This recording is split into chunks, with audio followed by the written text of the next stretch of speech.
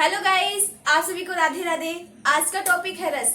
आज हम लोग रस के बारे में जानेंगे, आखिर में रस है क्या। ठीक है, जैसे आइए स्टार्ट करते हैं। जैसे इसमें दिया है, रस का अर्थ होता है आनंद। क्या होता है? रस का अर्थ होता है आनंद। अब इसकी जैसे कि इसकी परिभाषा क्या है, किसी काव्य या नाटक को देखने से जो हमारे अंदर आनंद आता है, उत्पन्न होता है, उसको क्या बोलते हैं? रस बोलते हैं। ठीक है, अब रस के तत्व अवयव माने जाते हैं। क्या माने जाते हैं? तत्व अवयव।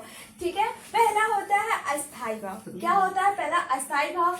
तो जैसे कि कुछ भाव मनुष्य के हृदय में अस्थाई होते हैं। कुछ भाव ऐसे होते हैं जो मनुष्य के हृदय में क्या होते हैं? अस्थाई होते हैं। लेकिन देखो, ये दोनों जो है ये ज्यादा जरूरी है। जैसे कि मुख्य रूप से इनकी संख्या क्या मानी गई है? 9 मानी गई। कितनी मानी गई है? 9 मानी गई है।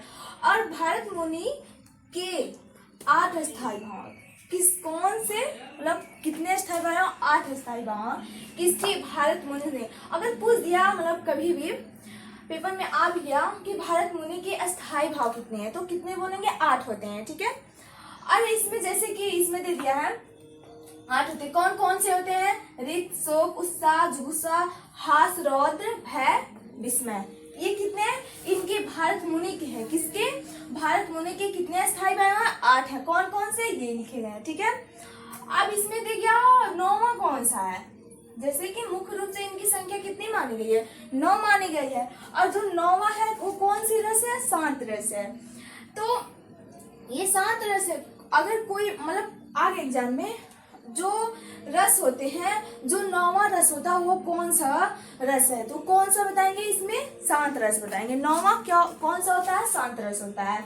अब इसमें मुख्य रूप से सबसे ज्यादा इंपॉर्टेंट ये है, मतलब ज्यादा भी इम्पोर्टेंट नहीं है लेकिन तो जानना जरूरी है। जैसे इसमें दे दिया है, विश्वनाथ के वात्सल नामक 10वें नए रस का उल्लेख किया है। कौन किया है? विश्वनाथ ने वात्सल नामक 10वें नए रस का उल्लेख किए हैं। कौन किए हैं? विश्वनाथ ने किए। ठीक है, और दूसरा दिया है, रूप गोस्वामी ने अपनी पुस्तक में भक्ति नामक 11वें रस को माना है। किसको? कौन सा रस माना है? अगर पूछ दिया 11वें रस, भारती नामक 11वें रस को माना है। कौन? रूप गोस्वामी ने माना है। ठीक है, और जो जैसे इसमें बोले हैं कि ये 4 प्रकार के होते हैं, तो पहला ये हो गया अस्थाई भाव, और दूसरा क्या होगा? विभव। कौन सा? विभव। अब इसमें विभव दिया है, जिन परिस्थितियों के कारण अस्थाई भाव जागृत होता है। कौन से? जिन परिस्थितियों के कारण हमारे अंदर, मतलब अस्थाई भाव जागृत होता है, उसे क्या बोलते हैं? विभव बोलते हैं। क्या बोलते हैं? विभव बोलते हैं। अब ये जो विभव है उनके 3 पार्ट होते हैं, मतलब 3 भेद होते हैं। पहला होता है आलंबन, उद्दीपन, क्या? आश्रय। कौन कौन से? आलंबन, उद्दीपन, आश्रय। ठीक है, ये ज्यादा कुछ है नहीं इसमें, लेकिन बस जानना है कि ये भारत मुनि ने कितनी अस्थाई भाव दी है? कितने दी है? 8।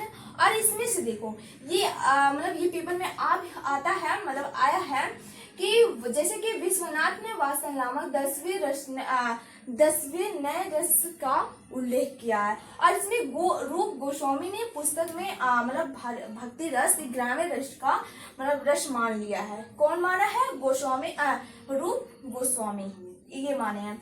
अब इसमें ये 2 टॉपिक हुए। ठीक है।